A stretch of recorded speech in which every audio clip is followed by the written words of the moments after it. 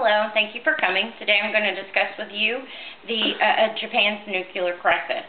On March 11, 2011, Japan was decimated by a record 9.0 earthquake, the fifth largest recorded since 1900. The epicenter of the earthquake occurred off the northeast coast of Sendai. When the tectonic plates shifted, one was shoved underneath the other. This produced a displacement in the ocean, causing a tsunami, which was aimed right at the coast of Japan. The tsunami, rushing across Japan, destroyed and damaged everything in its path. Fires began to break out across the affected areas.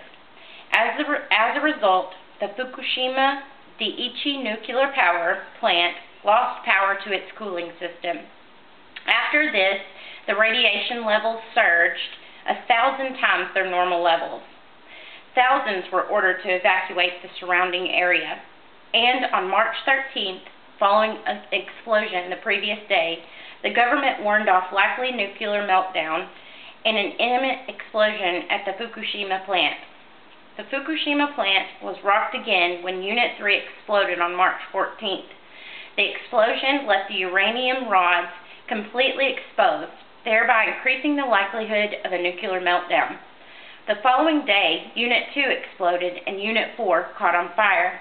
The Japanese Utility Commission continually fought meltdown conditions at the Fukushima plant while they tried to restore power to the cooling system.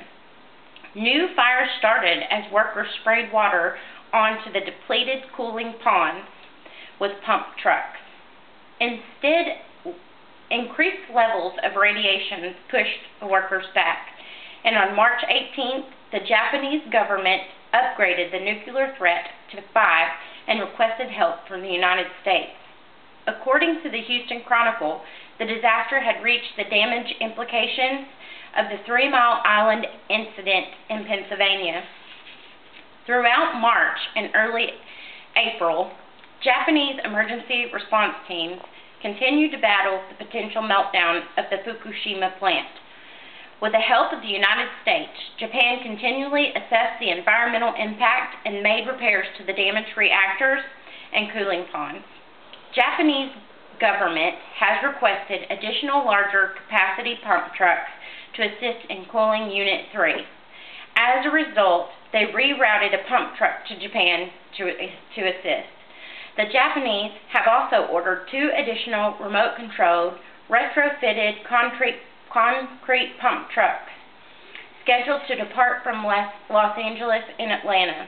In addition, the United States military has sent a special chemical response team to Japan as of April 2nd, 2011. This specialty unit has been working to train Japanese military for rescue and recovery missions in contaminated zones. Although nuclear meltdown is not intimate yet, the American and Japanese governments are preparing proactively. Emergency response teams will be standing by, and the new pump trucks will also be able to cover the reactors in the event of a meltdown. This is a tragic accident. Japan has been battered by numerous aftershocks, and the extent of the radioactive contamination is still unsure. If Japan is able to control the meltdown of the plant damage, would be comparable to the Chernobyl meltdown and radioactive fallout, the effects of which will be felt for decades to come.